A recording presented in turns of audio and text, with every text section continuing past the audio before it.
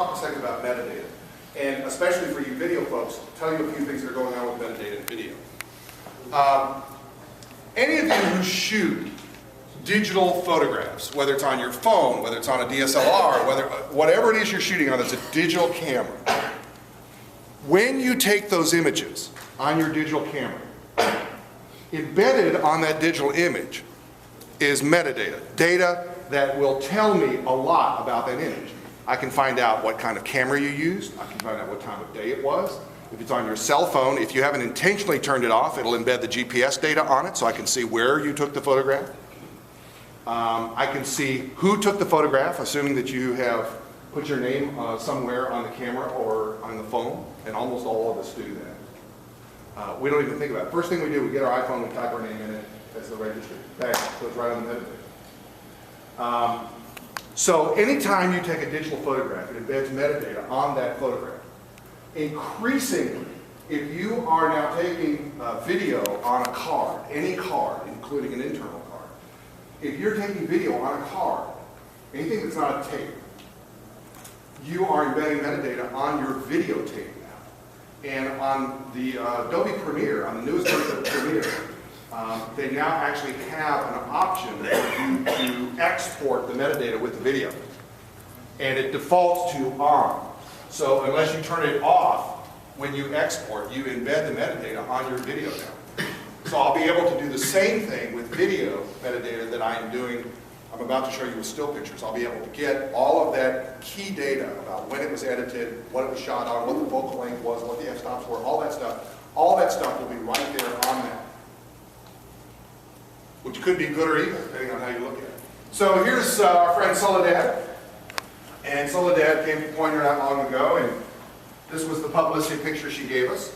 So let's just take a quick look at Soledad's picture and see what we can find. I just dropped this, it's just a JPEG picture. I just dropped it into this file. Let's see what we can learn about Soledad's picture.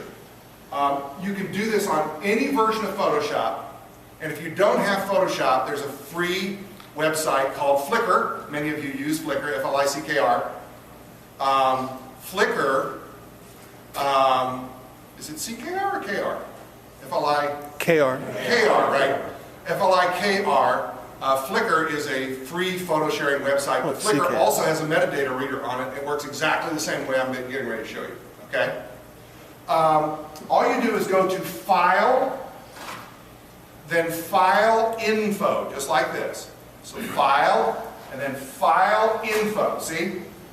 And up will pop the metadata. Now, in this case, this photograph was taken by a professional photographer, and he uses his metadata, Mark Hill uses his metadata to organize his files. So if you take thousands of photographs, metadata is a good, easy way for you to organize your files, so you can sort into your, different bins as you shoot day to day to day. So we can see that the document, he has a document title, photograph Mark Hill, where it was taken, 7/18/2011, Mountain View, California. Black in America was the documentary they were working on, this publicity photograph for that. We see that it was created on 7/19/11 at 3:46 p.m. It was modified 9/30/11 on what? Creative Suites 5. It's a Photoshop. It's been Photoshopped. Now this doesn't mean that something unethical or immoral has happened. It could be that it was just toned. It could be the shadows were boosted. It could be all sorts of little saturation issues. There are all sorts of things. It could have been cropped.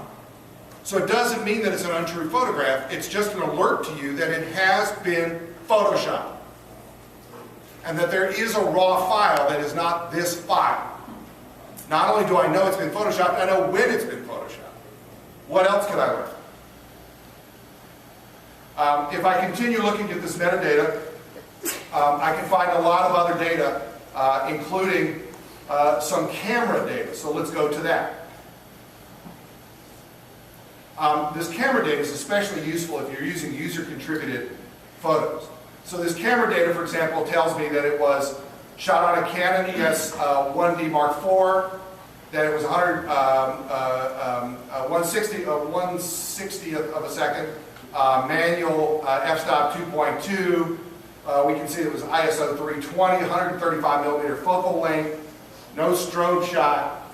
This is pretty interesting stuff. Particularly if you call the photographer who sent you that photograph and say, hey, what version of iPhone did you shoot that on? Oh, the iPhone 4. Oh, well, that's interesting because this photograph was shot on a Canon. So I'm wondering if you could help explain that one for me. See? So it's a way for you to truth test the photograph. Tell me about the camera. Tell me about the Photoshop. Why does the metadata say it was shot last year and you said it was shot yesterday? See, there's problems here. Now, here's an alert. Metadata can be changed, it can be expunged. So metadata isn't an answer, it's a clue. It's possible the metadata fits exactly what the person has said when they sent you the photograph and it's still alive. So metadata isn't the end-all be-all, it's a clue. Make sure you pay attention to that. Don't rely on metadata as being the answer. It's just another set of questions that you can ask to try to get to the answer. So metadata can be really useful in the forensic discovery of the origin of the photograph. What else can you do?